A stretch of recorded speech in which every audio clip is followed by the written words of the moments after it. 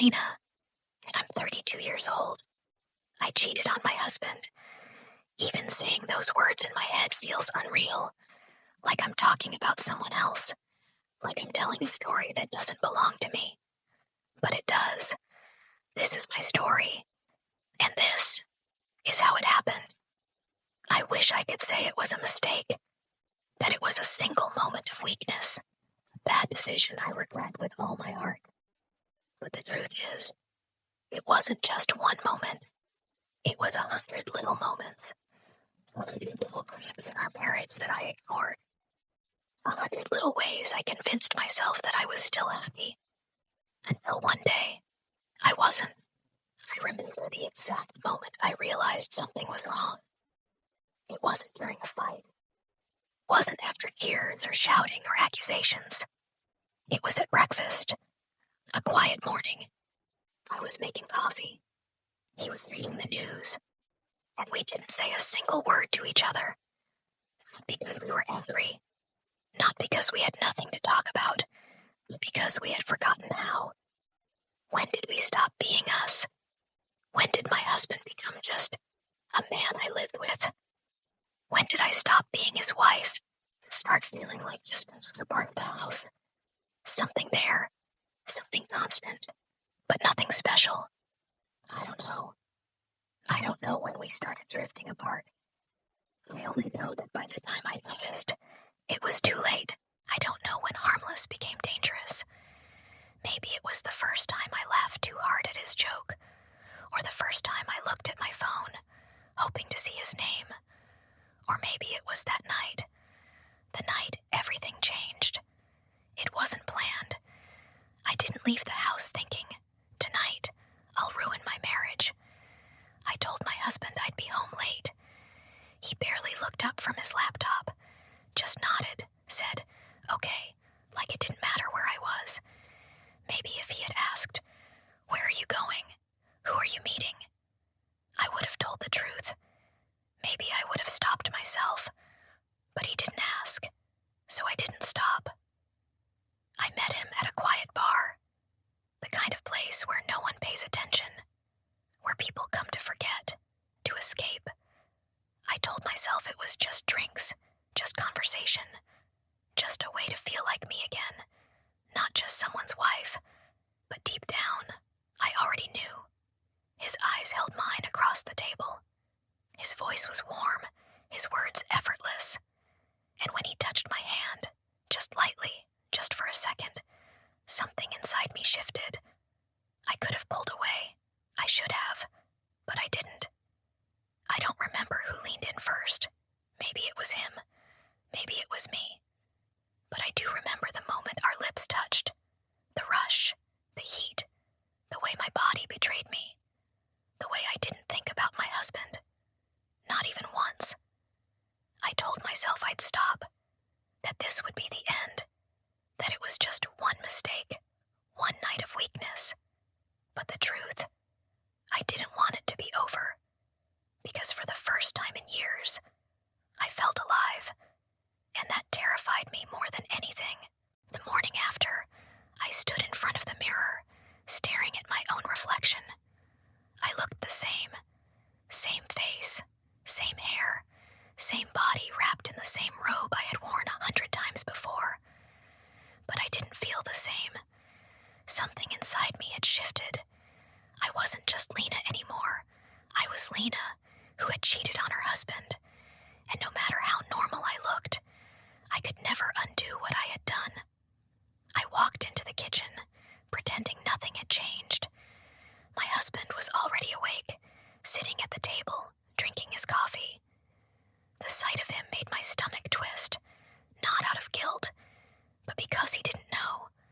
I sat across from him, waiting. Would he notice? Would he look at me and just know? But he didn't. He scrolled through his phone, took another sip of coffee, said, "You came home late last night." Not a question, just a fact. "I was working," I said. And just like that, I told my first lie. Lying became second nature. At first, it was just small things. "I'm working late.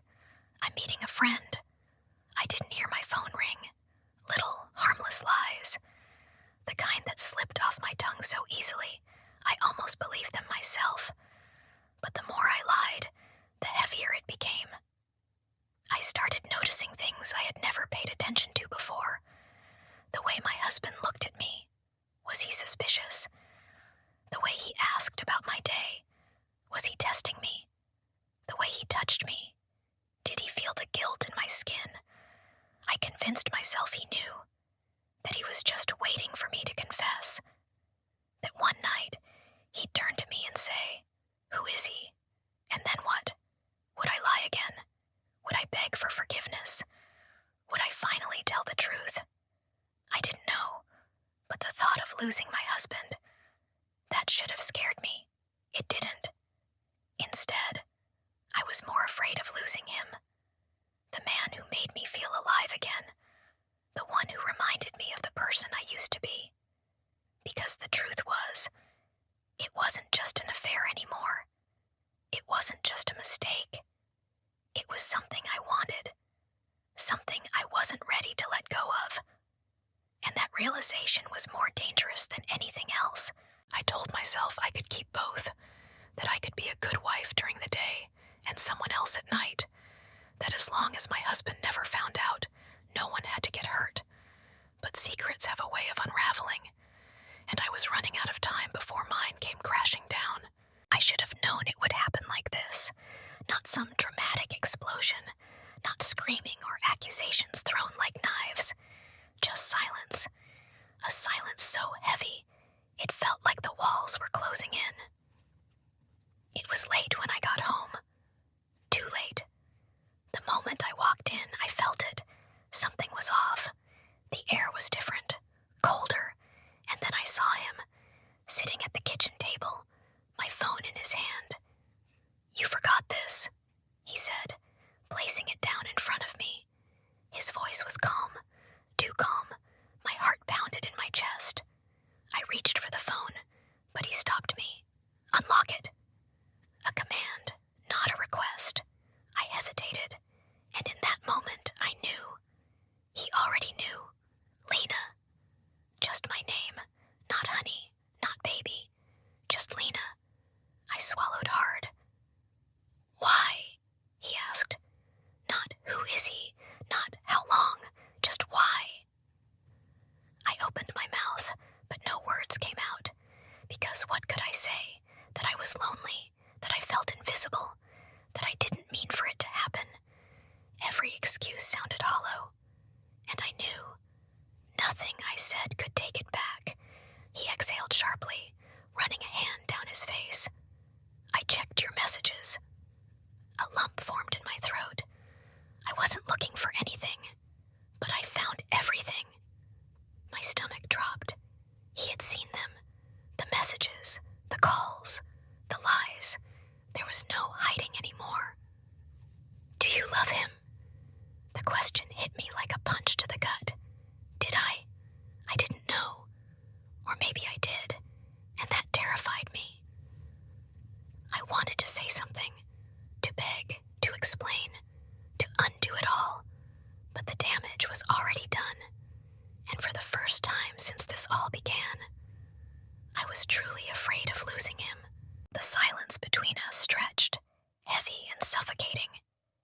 I had thought about this moment 100 times, what I would say if he ever found out, how I would justify it, how I would make him understand. But standing there, facing the man I had betrayed, I had nothing. "Do you love him?" he asked again, and this time I couldn't avoid it. I forced myself to meet his eyes. "No," I whispered, a truth, one of the few honest things I had said in months. But it didn't matter, because love or not, I had still destroyed us. He let out a hollow laugh, shaking his head. "That almost makes it worse, Lena." His voice cracked on my name. My chest ached. "If you don't love him, then why?" I opened my mouth, tried to form words, but what could I say? That I was lonely, that I missed feeling wanted, that I felt like we had become strangers long before I ever touched another man, that this was my fault. But it wasn't only my fault. I wanted to say it all, but instead all that came out was, "I don't know." He let out a shaky breath, rubbing his face with his hands. "I thought we were okay," he said. His voice wasn't angry. It was worse than that. It was broken, and suddenly, I hated myself more than I ever had before. Did I? He trailed off, shook his head, then looked at me again, his eyes glassy. Did I do something wrong? And that was what shattered me, because my husband, the man I had sworn to love and protect, was sitting in front of me, blaming himself. I took a step forward, reaching for him. He flinched, not a lot, just a small movement, but enough to make my stomach twist, because I had hurt him in a way that no apology could fix, and for the first time, I realized this wasn't just my story anymore. It was his too, and the ending was no longer mine to decide. He didn't speak for a long time, and I didn't push, because what could I say? Please forgive me. Let's go back to the way things were. We both knew that wasn't possible. Finally, he stood up, slow, heavy, like the weight of what I had done had settled into his bones. I need time, he said. His voice was quiet, controlled, but I could hear the pain underneath it. I don't know if I can forgive this, Lena. My throat tightened, because deep down, I had already prepared myself for the worst. I understand, and I did, because if the roles were reversed, if he had betrayed me, I wouldn't know if I could forgive him either. He walked toward the bedroom, stopped in the doorway. I'll stay at my brother's for now. My heart clenched. He was leaving. Not forever, not yet. But the first step toward it, I wanted to beg him to stay, to tell him I would do anything to fix this. But I had already taken away his choice once. I wouldn't do it again. So I just nodded and watched as the man I had once promised forever walked away from me. That night, I laid in our bed alone, staring at the ceiling, feeling the emptiness beside me. And for the first time since this all began, I let myself feel the weight of what I had done. Regret is a funny thing. It doesn't hit you in the moment. Not when you're lying. Not when you're sneaking around. It hits you in the silence, in the empty spaces where love used to be. And sometimes, it's already too late.